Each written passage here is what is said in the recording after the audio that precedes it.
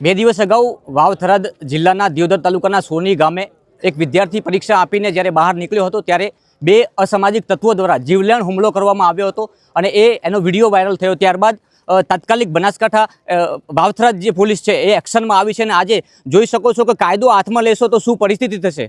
આજે દિયોદર પોલીસે જે રિકન્સ્ટ્રક્શન અપનાવ્યું છે આ માત્ર આ બે આરોપીઓ માટે નથી। જ્યારે આવી રીતે કોઈ કાયદો હાથમાં લઈ અને પોતાને એમ કે ડોન સમજશે ને તો પોલીસથી મોટું કોઈ ડોન નથી, સમજી લે। કારણ કે આ વિસ્તાર સુખ શાંતિથી જીવવાવાળો છે।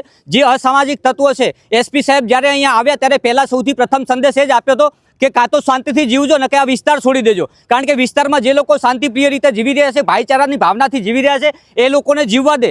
આ સંદેશ એસપી સાહેબ ચિંતન તેરૈયા જ્યારે વાવ-થરાદમાં હાજર થયા તો સૌથી પહેલો એમનો સવાલ આ જ હતો, લોકોને અપીલ કરી હતી કે શાંતિપૂર્વક તમે રહેજો। પરંતુ જ્યારે પરીક્ષા આપીને વિદ્યાર્થી બહાર આવે છે અને ત્યારબાદ અસામાજિક તત્વો, આ અસામાજિક તત્વોને કોઈ સમાજ ના હોય, બિલકુલ કોઈ આ વાતને માથે લેતા નહીં। પહેલાં તો અસામાજિક તત્વો જે છે એમને કોઈ સમાજ ના હોય, સમાજમાં શાંતિપ્રિય જળવાવી જોઈએ, બધા લોકો હળીમળીને ભાઈચારાની ભાવનાથી રહેવા જોઈએ। આવી રીતે જો આ જ રીતે જો એક વિદ્યાર્થી ઉપર આજે ખુલ્લેઆમ હુમલો કર્યો છે, થોડા દિવસે જો તમે સરી અને જે તમે હથિયારો લઈને તમે નીકળી પડો છો તો તમે સમજી લેજો કે કાયદો હાથમાં લેવાનું પરિણામ શું આવી શકે છે। આજે વાવ-થરાદ જિલ્લા પોલીસના આદેશથી અહીંયા દિયોદર પોલીસ, દિયોદરના પીઆઈ તેમજ આખું પોલીસ સ્ટેશન જે અધિકારીઓ છે એક્શનમાં આવ્યા છે અને આવી જ રીતે જો કાયદો હાથમાં લેશો તો ચોક્કસથી આ પરિણામ ભોગવવાની તૈયારી રાખજો। કારણ કે હવે જે લોકો શાંતિથી જીવી રહ્યા છે એમને જીવવા દો। તમે કદાચ તમારે હથિયાર લઈને તમારે ડોન થવું હોય ને તો હવે આ તમે યાદ રાખજો, આવો જ પ્રસંગ થશે। અને અત્યારે તો શાંતિ રીતે હજી તો રિકન્સ્ટ્રક્શન થઈ રહ્યું છે। આગામી સમયમાં કોઈ પણ વ્યક્તિ, વાવ-થરાદ જિલ્લાનો કોઈ પણ વ્યક્તિ જો કાયદો હાથમાં લેશે ને તો જે રીતના હર્ષ સંઘવીએ કહ્યું છે કે કાયદામાં રહેશો તો જ ફાયદામાં રહેશો, તો ફાયદો જો ગોતવો હોય તમારે તો શાંતિ રીતે જીવો, કામ કરો, ધંધો કરો, પરિવારનું ભરણ પોષણ કરો। આવા તમે જુગાર ના કરશો, તમે ડોન બનવાના સપના ના કરશો। કારણ કે આ જે લોકો છે એ શાંતિપ્રિય લોકો છે, બધી સમાજો હળીમળીને રહેવાવાળી સમાજો છે।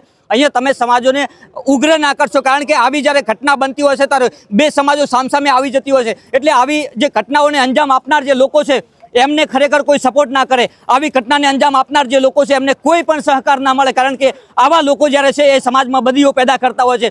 આવા લોકો જ્યારે ખુલ્લેઆમ પોતાની જાતને ડોન સમજતા હોય છે, પોતાની મતલબ કે જે રીતના હાથમાં તલવારો લઈને ખુલ્લેઆમ થોડા દિવસે નીકળી પડતા હોય છે, તો આવા લોકો માટે આ એક પાઠ વાવ-થરાદ જિલ્લા પોલીસે ભજવો છે। અને આવા જ પાઠ આગામી સમયમાં કોઈ પણ વ્યક્તિ જો અસામાજિક તત્વ આ રીતની કાર્યવાહી કરશે, આવી રીતના ખુલ્લેઆમ હથિયારો લઈને મેદાનમાં આવશે તો આવો જ પાઠ ભણાવવામાં આવશે। નમસ્કાર।